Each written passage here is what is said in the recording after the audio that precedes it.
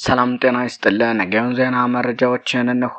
እንኳን ለጌታችን ለመድኃኒታችን ለኢየሱስ ክርስቶስ የስቅለት በዓል በሰላም አደረሳችሁ ሲል አማራ ፋኖ ብሔራዊ ንቅናቄ ገለጸ። የስቅለት በዓል የሚያስተምረን ጸአትና ለዓላማ መሞት ያለውን ትልቅ ትርጉም ነው። ጌታችን ኢየሱስ ክርስቶስ ስለ እውነትና ስለ ሰው ልጆች ፍቅር ሲል እስከ ቀራንዮ እንደተጓዘ ሁሉ የአማራን ሕዝብ ክብርና ሕልውና ለማስጠበቅ የተጀመረው ጉዞ የተጸነሰው በመንገዳችን በድንገት በተቀላቀሉና እየወረዱ ባሉት ይሁዳዎች ሳይሆን ውድ ሕይወታቸውን ለመክፈል በማይሰስቱ በቁርጠኛ ልጆቹ ልብ ያለ እስከ ቀራንዮ ለመጓዝ የተቆረጠ የማያወላውል ጉዞ ነው ይላል።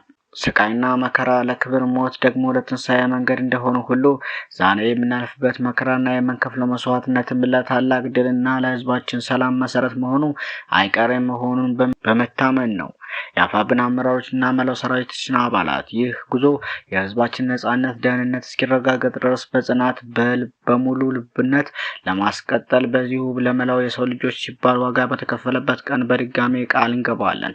በዓሉን ስናከብር ለአማራ ሕዝብ ሕልውና ሲሉ ውድ ሕይወታቸውን የገበሩ ጀግኖቻችንና በየበረሃው ደማቸውን ያፈሰሱ ልጆቻችንን ቤተሰቦችን በመጠየቅና በመደገፍ በማንነታቸው ምክንያት ከቀያቸው ተፈናቅለው በችግርና በስደት የሚገኙ ወገኖቻችንን በማሰብ አማራነት ወንጀል ተደርጎባቸውና በፖለቲካ አመለካከታቸው ምክንያት በየእስር ቤቱ የሚማቀቁ የህዝብ ልጆችና ቤተሰቦቻቸውን በማስታወስ ድምጽ በመሆንና በመጠየቅ ከጎናቸው መሆናችንን በማሳየት እንዲሆን ጥሪ እናቀርባለን ሲል የአማራ ፋኖ ብሔራዊ ንቅናቄ መልካም ምኞቱን ገልጿል። ሌላው ጦርነት የህይወት አካል ነው። ጦርነትን የሚፈራ ህዝብ ደግሞ የነጻነትና የአሸናፊነት ታሪክ የለውም ሲል አርበኛ ማንችለው ተስባለው ገለጸ።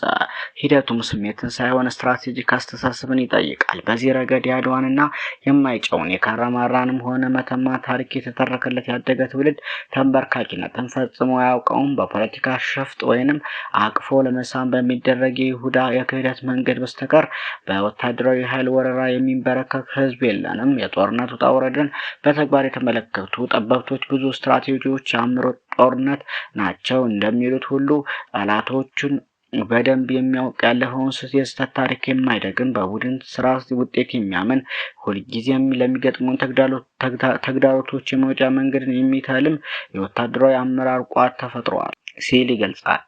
በተያያዘም ያገዛዙ ጥምር ሰራዊት ክፉኛ እየተቀጠቀጠ ሙትና ቁስለኛ መሆኑም ታውቋል። ያገዛዙ ጥምር ሰራዊት መጋቢት 1 2018 ዓ.ም መነሻውን ማክሰኝት በማድረግ ገበሬዎችን በግፍ እየደበደበ የምርጫ ካርድ ለማስቆረጥ ወጥቶ ጃይራ ቀበሌ ላይ ከትሞ በፍርሃት እየራደ ምሽግ ይዞ ሞቱን እየጠበቀ በነበረበት ቅጽበት ተወራሪ ተናዳፊዎቹ ጥቁር አንበሳ ክፍለ ጦር ምሽግ ውስጥ የከተመውን ጥምር ኃይል ብሎ ያጣመረውን ከመሸገበት ምሽግ በመጠጋት የዳግማዊ ቴዎድሮስ 5ኛ ኮር ጥቁር አንበሳ ክፍለ ጦር ድልበር ብርጌድና ራስ አሞራው ብርጌድ ከቀኑ 10 ሰዓት ጀምሮ እስከ ምሽቱ 1 ሰዓት ተኩል ድረስ የጨበጣ ውጊያ በማድረግ ከፍተኛ ድል ተቀዳጅተዋል። በዚያ ወደ ውጊያ ከ20 በላይ የሞተ 15 በላይ ቆስለኛ ሲሆን ቆሳዊ ኪሳራውን አስተናግዶ ማናቸውንም አይነት እንቅስቃሴም ሆነ የሐሰት የምርጫ ቅስቀሳ ማድረግ ሳይችል የራበው ቀበሮ ሆኖ ተመልሷል። በከፍተኛ የፍርሃት ኮፈን ውስጥ ያለው የአገዛዙ ተጋላቢ ጥምር ሰራዊትና የኦሮሞ ብልጽግና አሸርጋሽ ካቢኔ በየሰዓቱና በየቀኑ አማራን በድሮን አሮ እየጨፈጨፈ በምርጫ መውደቁን ያወቀው በውጊያም ወታደሩ ስነ ልቦና የማሸሽ እንደሆነ የተረዳው ገዳይ ቡድን በኃይል ለመመረጥ ህዝብን በድብደባ በማሰር በማጋት ለመምረጥ እየሞከረ ሲሆን ባርነትን ጠልቶና ተጸይፈው ክብሩን በደሙ ብዕር ለመጻፍ የተሰለፈው ህዝቤ እምቢኝ ብሎታል። ይህ በእንዲህ እንዳለ የፋኖን ክንድ መቋቋም ያቃተው የአገዛዙ ግብስብስ ሰራዊት ከባድ መሳሪያዎችን በየአቅጣጫው በመተኮስ የሽብር ስራውን እየሰራ ንጹሃንን በስጋት ኮፈን ውስጥ እንዲሰቃዩ ያደረገ ነው።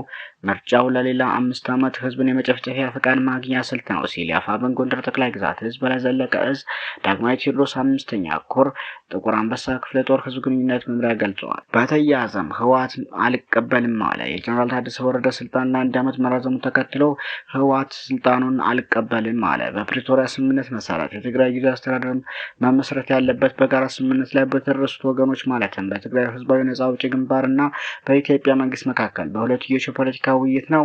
በዚህ መሰረት ባለፉት 3 ዓመታት የነበረው ጊዜያዊ አስተዳደር የተመሰረተው በስምምነቱ መሰረት በህወሓትና በኢትዮጵያ መንግስት መካከል በተደረገው ውይይት ነው። ሆኖም ግን የኢትዮጵያ መንግስት የፕሪቶሪያ ስምምነት መጣሱን ቀጥሏል። የትግራይ ጊዜያዊ አስተዳደር የፕሪቶሪያ ስምምነት በመጣስ የስልጣን ዘመኑን ለ1 ዓመት ለማራዘም ወስኗል። ይህ ውሳኔ መላውን ህዝብ የፕሪቶሪያ ስምምነት ተደራዳሪዎችንና የዓለም አቀፉን ማህበረሰብ ያለ ቲፒኤፍ እውቀትና ተሳትፎ የኢትዮጵያ መንግስት ብቸኛ ውሳኔ መሆኑን ማሳወቅ እንወዳለን ሲል ገልጸዋል። ሰሞነኛ